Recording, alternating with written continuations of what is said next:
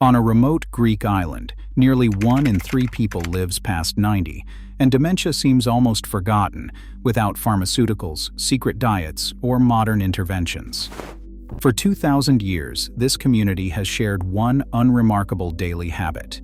They brew and drink a wild mountain tea every day. Why do Americans destroy plants with nearly identical chemistry? What are we really erasing from our collective memory? The answer upends everything we assume about health, profit, and cultural amnesia.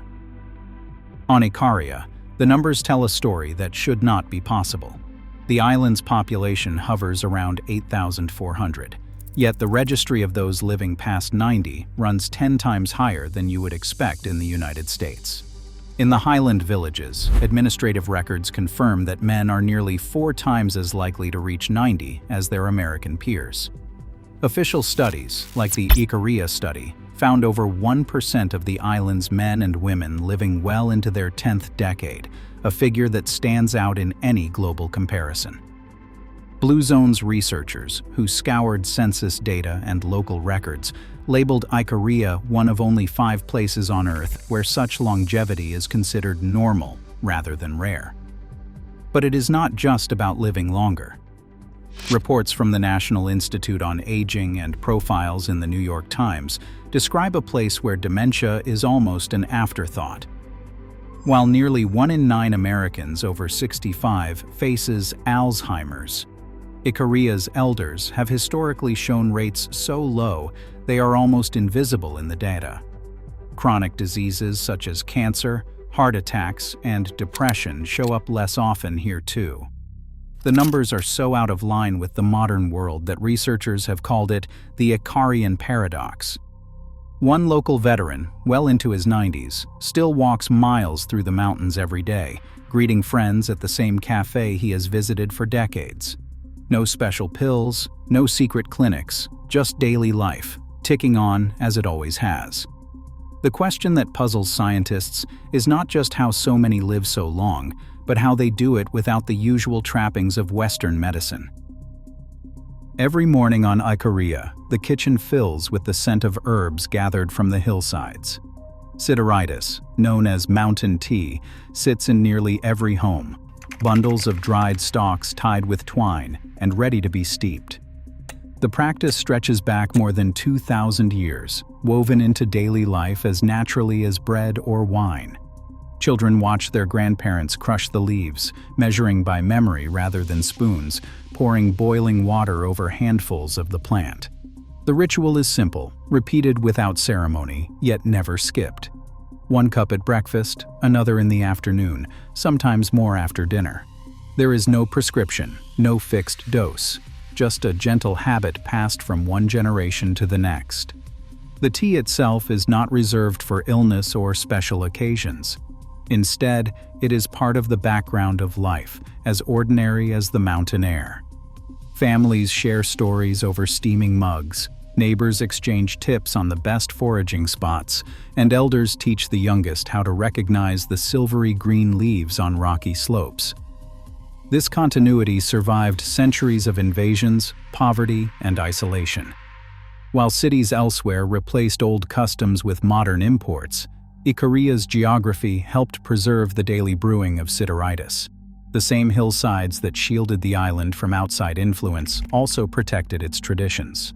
No one on Ikaria measures the health effects with charts or lab tests.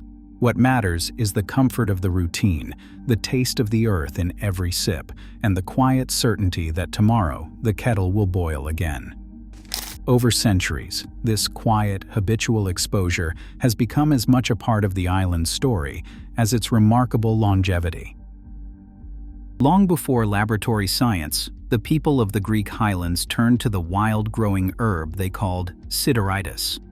The name itself comes from the Greek word for iron, a nod to its role in treating wounds left by iron weapons on ancient battlefields.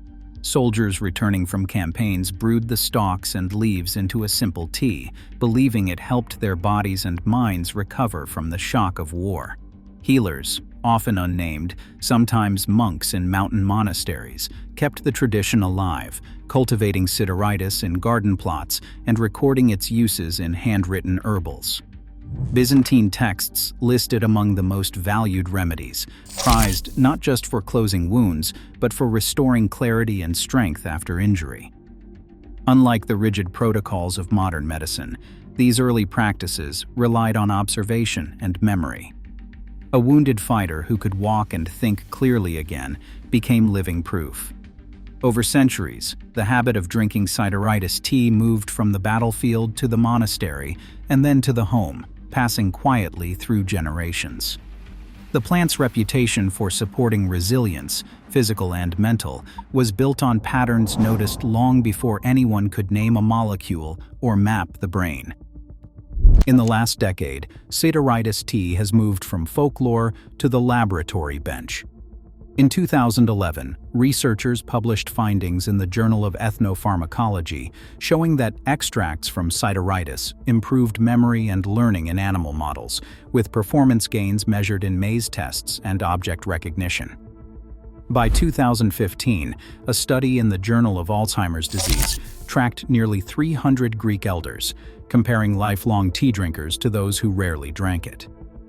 The data revealed a slower rate of cognitive decline among habitual drinkers, though the authors cautioned that correlation is not causation.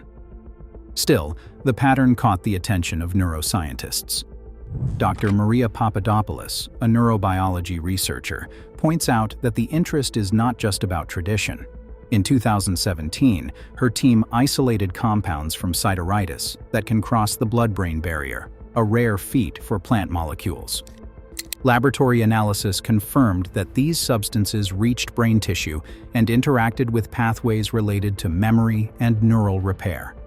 The evidence does not claim a cure, but it does show that a simple daily habit, unchanged for centuries, now stands up to modern scientific scrutiny. Inside the human brain, the story of aging and memory loss often begins with inflammation. Scientists now recognize that chronic neuroinflammation is a key player in the development of Alzheimer's and other forms of dementia. The body's own immune response, designed to protect, can turn against delicate neural networks over decades, fueling a slow burn that erodes memory and cognition. What is remarkable about sideritis, the humble mountain tea of Icaria, is not just its history, but its chemistry. Laboratory studies have identified three main classes of molecules in these wild herbs: rosmarinic acid, flavonoids, and diterpenes. Each of these compounds acts as a natural brake on inflammation, targeting cellular pathways like NF-kappa B that drive the production of inflammatory signals in the brain. Neuroscientists point to this mechanism as a plausible explanation for the patterns seen on Icaria, where daily, lifelong exposure to these plant molecules could subtly shape the brain's environment.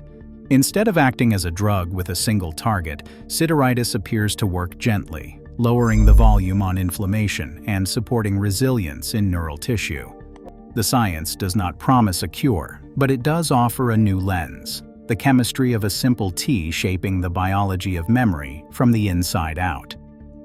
Monarda, known as bee balm or wild bergamot, grows wild from Maine to Georgia. Its pink blossoms crowd the edges of old fields and gardens. Indigenous nations like the Cherokee and Ojibwe steeped its leaves for tea, passing down recipes for memory and clarity long before anyone called it an herb. In 2019, researchers at Appalachian State University found that bee balm shares many of the same anti-inflammatory compounds as sideritis, including rosmarinic acid and flavonoids. For local herbalists, the plant is as familiar as mint, easy to grow, easy to use, hidden in plain sight.